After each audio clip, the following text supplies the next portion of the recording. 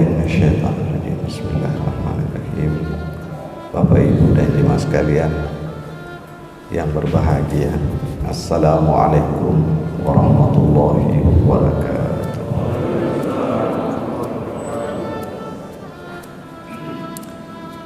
Alhamdulillahi rabbil alamin, bari'il khalaqi ajma'in. Wassalatu wassalamu ala habibina wa habibi ilahil alamin, Sayyidina wa maulana Abil Qasim al-Mustafa Muhammad wa ala alihi wa sahbihi wa man tabi'ahum bi ihsanin ila yaumiddin. Kita bersyukur sedalam-dalamnya rasa syukur kehadirat Allah Subhanahu wa taala. Kita bisa melanjutkan salat subuh kita dengan bersama-sama meluangkan waktu untuk menambah wawasan, melakukan perenungan, melakukan pengkajian terhadap tema-tema akhlak yang dalam pagi ini kita akan mengkaji sedikit tentang sebuah tema sebab-sebab ampunan Allah Subhanahu wa taala yang ada dalam Al-Qur'an. Kenapa? Karena kita insya Allah dalam waktu sepekan lagi kita akan memasuki sebuah bulan yang disebut dengan bulan ampunan. Bulan ampunan itu artinya bulan itu Allah Subhanahu wa taala betul-betul menjanjikan ampunan. Ya. Jadi yang berjanji itu memang Allah Subhanahu wa taala, bahwa bulan itu adalah bulan yang orang-orang beriman kalau dia memenuhi persyaratan akan diampuni oleh Allah Subhanahu wa taala. Sewaktu Rasulullah sallallahu alaihi wasallam memberikan khutbah, jadi Rasulullah memang pernah memberikan khutbah yang isinya adalah tentang keutamaan bulan yang mulia itu, bulan Ramadan itu. Rasulullah punya khutbah tentang itu. Khutbah itu bapak-bapak ibu bisa temukan tercecer ya, ada di Bukhari, ada di kitab Muslim, ada di kitab-kitab yang lain. Tapi intinya Rasulullah pernah menyampaikan khutbah yang kalau digabung itu panjang khutbahnya. Isinya tentang keutamaan bulan yang satu ini. Bulan yang berbeda dengan bulan yang lain. Tapi intinya bulan itu adalah bulan yang penuh dengan keutamaan, penuh dengan ampunan, penuh dengan bonus, dan tidak diberikan kepada umat-umat selain umat kita. Jadi bulan yang luar biasa. Ketika Rasulullah menyampaikan itu satu demi satu keutamaannya, salah seorang sahabat bertanya, "Ya Rasulullah, kalau sedemikian penting bulan itu, kalau sedemikian utama bulan itu, lalu siapa orang yang paling celaka di bulan itu?" Ya, kata sahabat tersebut. Maka Rasulullah menjawab, tidak ada orang yang paling celaka di bulan Ramadan itu kecuali orang yang tidak mendapatkan ampunan.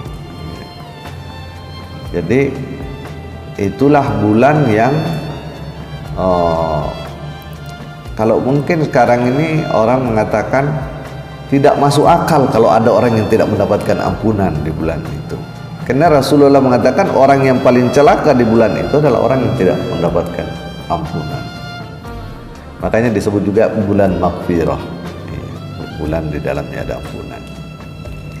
Tentu kita bertanya, Bapak Ibu dan jemaah sekalian berbahagia, kenapa kita membutuhkan ampunan? Kenapa kita ini semua membutuhkan ampunan dari Allah Subhanahu wa taala? Karena Allah Subhanahu wa taala itu maha suci. Dan tentu yang bisa mendekatkan diri kepada Allah Subhanahu wa taala hanyalah yang suci, yang bersih. Maka sebenarnya alam ini bertingkat-tingkat. mulai dari alam yang paling suci sampai alam yang paling rendah. Ya. Manusia itu bisa bolak-balik dia posisinya.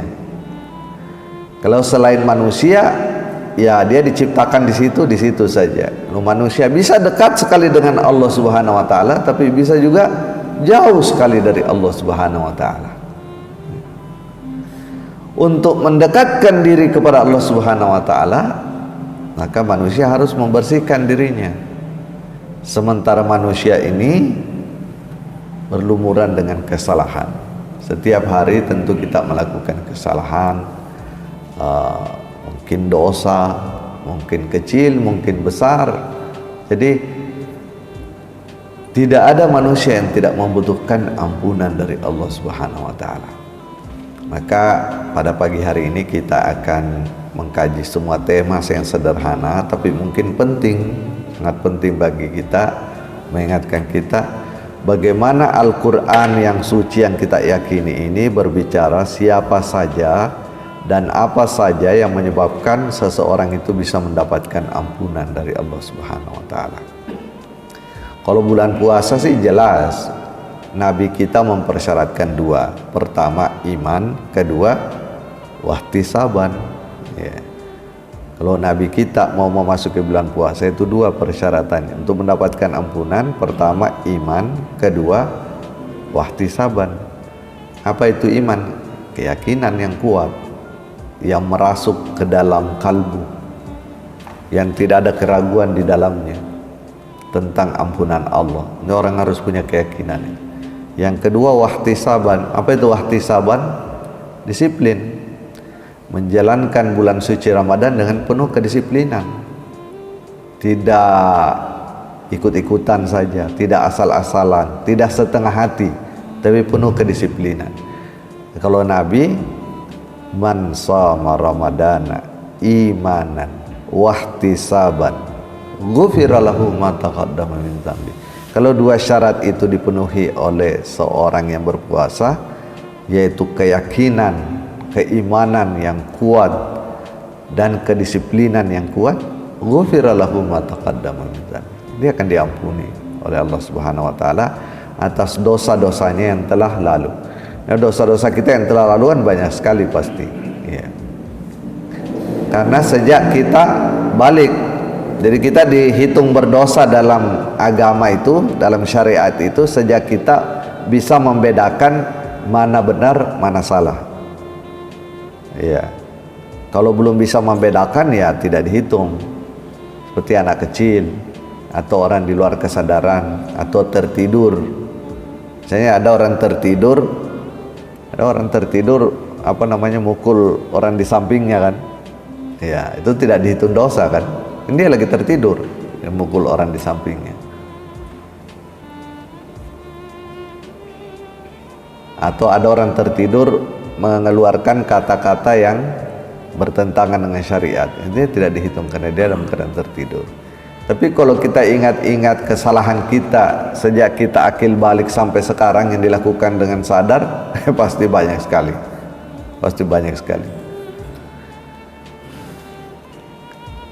Dan yang melakukan kesalahan itu pada dasarnya kalbu kita, Bapak Ibu.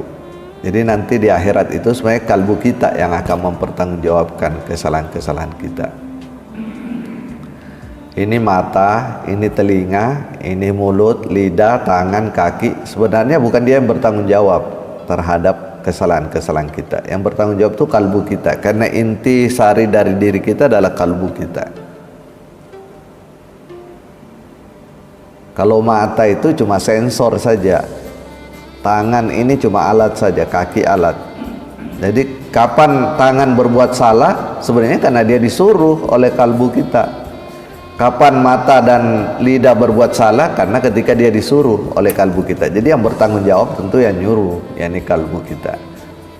Nah, mata, kaki itu dalam surah Yasin hanya akan menjadi saksi saja, saksi. Dia menyaksikan saja. Emang dulu saya disuruh gitu. Iya. Kaki saya disuruh jalan ke sana. Tapi yang nyuruh ya kalbu kita. Kalbu kita inilah Bapak Ibu yang harus benar sebelum nanti menghadap kepada Allah Subhanahu wa taala. Al-Quran mengatakan nanti di akhirat semua orang tidak akan selamat kecuali orang yang datang kepada Allah dengan kalbu yang salim. Illa man atallah biqalbin salim. Kecuali biqalbin salim. Kecuali orang yang datang kepada Allah dengan kalbu yang salim, kalbu yang bersih, kalbu yang baik, kualitasnya itulah yang akan selamat. Selain itu tidak akan selamat. Tidak akan selamat. Jadi yang harus kita bersihkan itu adalah kalbu. Tentu ya harus juga dibersihkan badan ini, mandi, wudhu dan sebagainya sebagai syariat. Tapi intinya itu adalah kalbu.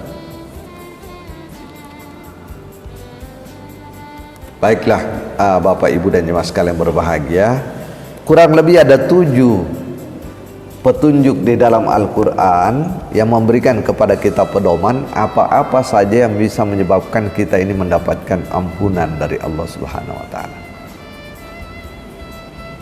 Artinya kalau kita miliki ini, Allah jamin kita dapat ampunan dari Allah Subhanahu wa Ta'ala. Ya. Apapun kesalahan kita, apapun dosa kita, kalau Allah yang ampuni, ya Allah ampuni. Allah ampuni. Yang pertama adalah at-taubah. At-taubah. At-taubah artinya taubat. Mengapa? Karena Allah Subhanahu wa taala berfirman dalam Al-Qur'an, ya ayyuhalladzina amanu tubu ilallahi taubatan nasuha asa rabbukum ayyukaffir ankum sayyi'atikum. Wahai orang-orang beriman, taubatlah kepada Allah dengan taubat yang sungguh-sungguh. Mudah-mudahan Allah Subhanahu wa taala akan mengampuni, menghapuskan sayyi'atikum. Sayyi'atikum ini kesalahan-kesalahan yang kalian pernah lakukan. Jadi kalau kita taubat, Allah berjanji akan menghapuskan kesalahan-kesalahan. Menghapuskan itu bukan berarti menghilangkan Bapak Ibu ya, tapi tidak dihitung nanti di akhirat. Nggak dihitung. Kita pernah berbuat salah tapi tidak dihitung oleh Allah Subhanahu wa taala. Kan nanti katanya di padang mahsyar kita akan dihisab. Nah, waktu dihisab itu kesalahan kita tidak dihitung kalau sudah mendapatkan maghfirah. Iya. Kita pernah berbuat salah kepada Allah, salat kita tinggalkan, puasa kita tinggalkan. Kita sudah mampu haji tapi kita belum daftar haji. Nah, itu kan kesalahan kepada Allah itu. Kita wajib mengeluarkan zakat, kita tidak mengeluarkan zakat. Ya. Kita dilarang bergibah, kita bergibah. Nah, itu semua akan dihapus oleh Allah kalau kita bertaubat. Kalau kita bertaubat. Taubat itu menurut Ibnu Qayyim Al-Jauziyah dalam kitabnya Madarijus Salikin, taubat ini secara sederhana ada 2 komponen. Pertama, kembali kepada Allah dengan meninggalkan perbuatan salah atau pelanggaran yang pernah kita lakukan. Dan yang kedua, inabah, menyerahkan diri kepada Allah dan berjanji melakukan yang baik-baik saja. Nah, jadi secara sederhana taubat itu 2, kembali meninggalkan dari kesalahan dan kembali kepada Allah berjanji melakukan yang baik-baik saja. Sederhananya taubat begitu. Nah, tadi kita habis sholat kan kita langsung bertaubat kan, dibacakan imam kita, astaghfirullahalladzi la ilaha illa wal hayyul qayyum wa atubu ilaih. Jadi kita setiap habis sholat taubat, harus taubat, nomor taubat. Nanti kalau bulan Ramadan menjelang buka puasa, ya sedapat mungkin kita bertaubat sebelum membaca doa itu. Doa apa namanya? Allahumma lakasumtu wa ala rizkika aftartu wa bika amantu. Sebelum kita baca doa itu kita taubat dulu. Kenapa? Kata Nabi, salah satu waktu yang paling mustajab doa adalah ketika seorang mukmin menjelang berbuka puasa. Jadi taubat dulu sebelum baca doa buka puasa. Jangan lewatkan. Kalau kita lagi bawa kendaraan, astaghfirullah alladzi la ilaha illa huwal hayyul qayyum. Kalau kita lagi berjamaah, nashhadu an la ilaha illallah wa nastaghfirullah, ya. Nas'aluka ridhaka wal jannah wa na'udzubika min sakhatika wan nar. Setiap hari begitulah bulan puasa. Sudah taubat di dalam bulan puasa lagi, insya Allah dihapuskan dosa-dosa kita oleh Allah Subhanahu wa Ta'ala. Yang pertama taubat. Yang kedua, dalam Al-Quran yang bisa menyebabkan kita mendapatkan ampunan Allah Subhanahu wa Ta'ala adalah al-imanu wal amalus soleh. Al-imanu wal amalus soleh. Bapak-bapak, ibu-ibu, kalau kita pelihara iman dan rajin melakukan amal soleh, itu Allah janji akan mendapatkan ampunan dari Allah Subhanahu wa Ta'ala. Kenapa Al-Quran? Walladzina amanu wa amilus solihat wa amanu bima anzala ala Muhammadin wa huwal haqqu mir rabbihim kaffara anhum sayyi'atihim. Kaffara anhum sayyi'atihim. Walladzina amanu wa amilus solihat, dan orang-orang yang beriman, tetap beriman, menjaga imannya, wa amilus solihat, dan selalu melakukan amal-amal soleh, wa amanu bima anzala ala Muhammad, dan dia beriman terhadap Al-Quran yang diturunkan kepada Nabi Muhammad, wa huwal haqqu mir rabbihim, dan bahwa Al-Quran itu dia yakini adalah benar asalnya dari Allah Subhanahu wa Ta'ala, kaffara anhum sayyi'atihim, pasti akan dihapuskan.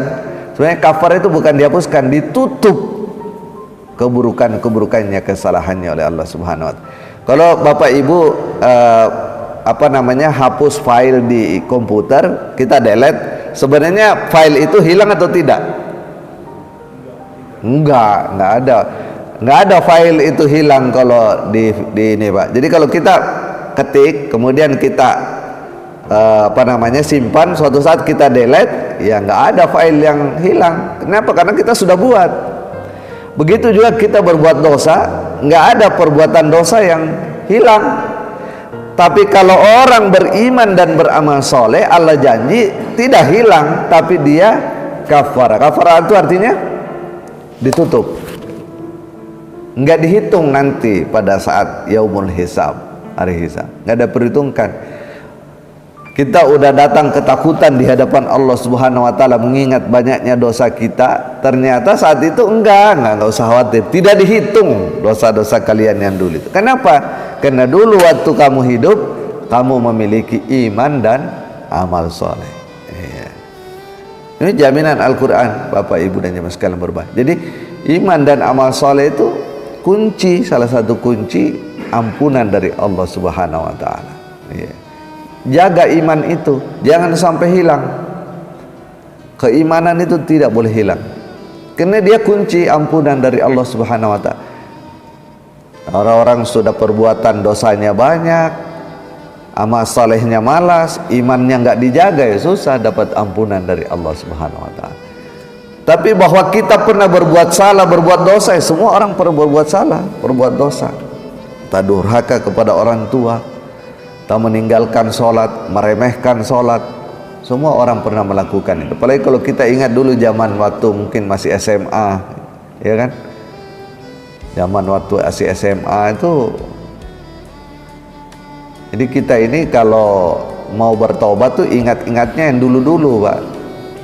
Waktu kita masih ya SMA, kuliah mungkin. Tidak ada orang yang tidak pernah berbuat dosa. Yang tidak pernah berbuat dosa itu adalah para nabi. Para nabi tidak ada yang berbuat dosa, Pak.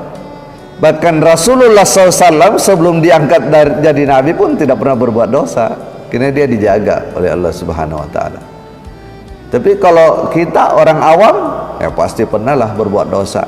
Ada orang bilang dulu waktu saya masih aktif kerja, berdosa, setelah pensiun nggak ada lagi. Wah, pensiun juga berdosa. Pensiun pun orang tetap berdosa. Apakah ada jaminan orang yang sudah pensiun tidak berdosa? Nggak ada jaminan. Yang dijamin itu adalah yang dijagalah para nabi dan rasul Allah. Karena kalau nabi dan rasul Allah berbuat dosa, tidak bisa jadi contoh, tidak bisa jadi teladan. Laqad kana lakum fi rasulillahi uswatun hasanah, itu karena memang nabi tidak pernah berbuat. Carilah riwayat yang menunjukkan nabi pernah berbuat dosa, nggak bakalan ketemu kita. Kalau ada riwayat yang mengatakan nabi pernah buat dosa, apa yang harus kita lakukan?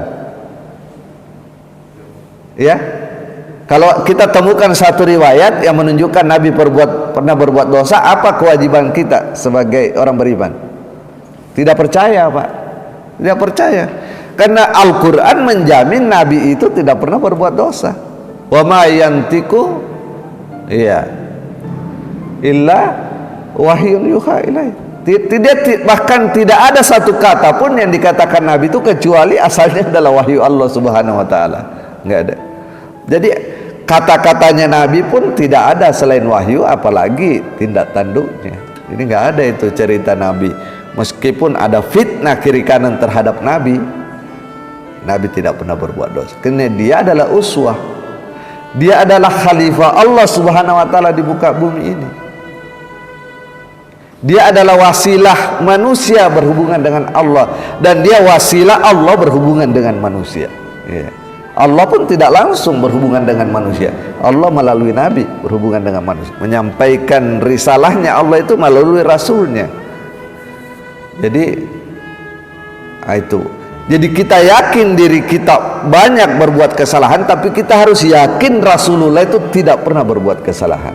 Sekarang ini dunia internasional yang memusuhi Islam selalu membuat cerita-cerita konten bahwa Nabi itu pernah berbuat dosa. Mulai dari mengawini wanita yang masih wanita yang masih anak-anak dinikahi. Itu disebar, Pak, di dunia maya bahwa Nabi Islam itu gemar menikah, bahkan menikahi anak-anak. Wa na'udzubillah min dzalik.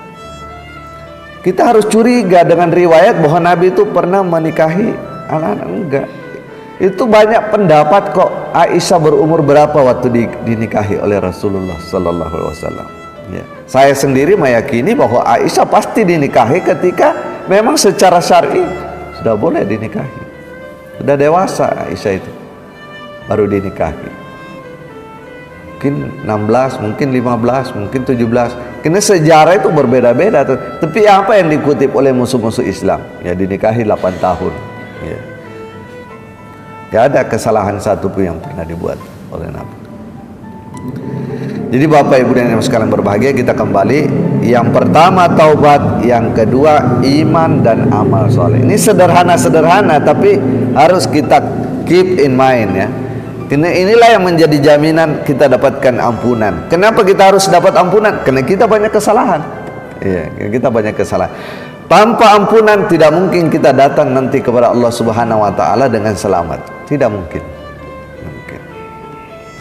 Karena Allah Subhanahu wa taala ingin manusia itu selamat. Makanya Allah memberikan ampunan, tapi ampunan diberikan bagi siapa? Ya, bagi orang-orang yang memiliki ini. Yang ketiga adalah at-taqwa. At-taqwa. Iman amal itu kalau dilakukan terus-menerus menghasilkan takwa. Ya. Jadi iman amal kalau dilakukan terus-menerus istiqomah itu hasilnya takwa. Makanya dalam Al-Quran itu dikatakan ittaqullaha haqqa tuqatih. Bertakwa kepada Allah itu nggak boleh berhenti. Ya, prosesnya terus-menerus. Surga itu rindunya terhadap orang yang bertakwa. Di sini dikatakan dalam Al-Quran bahwa orang yang diampuni, ditutup kesalahannya, dihapus kesalahannya itu orang bertakwa. In tattaqullaha yaj'al lakum furqanan wa yukaffir ankum sayyi'atikum. Kalau kalian bertakwa kepada Allah, Allah berikan kepada kalian furqanan. Apa itu furqanan? Ini kemampuan kemampuan membedakan mana benar mana salah, Pak. Iya. Suatu saat kita masuk ke restoran, misalnya restoran tidak ada ininya, apa namanya? Ya, tidak ada label halalnya. Tapi itu kita di kota yang mayoritas non muslim. Iya.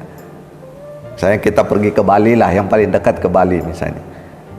Kita udah cari-cari, nggak ada restoran yang ada halalnya. Tapi sudah lapar, masuklah ke restoran yang tidak ada label halalnya. Orang yang bertakwa, Pak, kalau dia mau makan atau minum, itu pasti diberikan di hatinya furqanan. Pasti diberikan furqanan.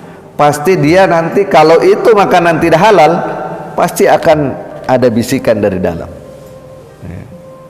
Itu namanya waja'al lakum furqanan. Pasti orang yang bertakwa pasti dikasih itu oleh Allah Subhanahu wa taala. Orang yang tidak punya furqanan, ya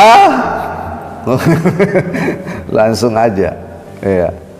Pasti bapak-bapak, ibu-ibu pernah merasakan semua itu. Kalau Allah kasih itu furqanan itu, bukan soal makanan saja, soal proyek, ya. Soal proyek, soal apa saja, soal milih calon istri, ya. Kita sudah jatuh cinta luar biasa, tapi waktu mau melamar ada bisikan, ya, ini tidak cocok untuk. Ada calon menantu yang melamar anak kita lihat. Itu ada saja, kalau Allah kasih furqan itu ada bisikan dari dalam. Karena tidak semua kita tahu persoalan di dunia ini, Pak. Yang kita andalkan adalah Allah Subhanahu wa taala. Kita andalkan.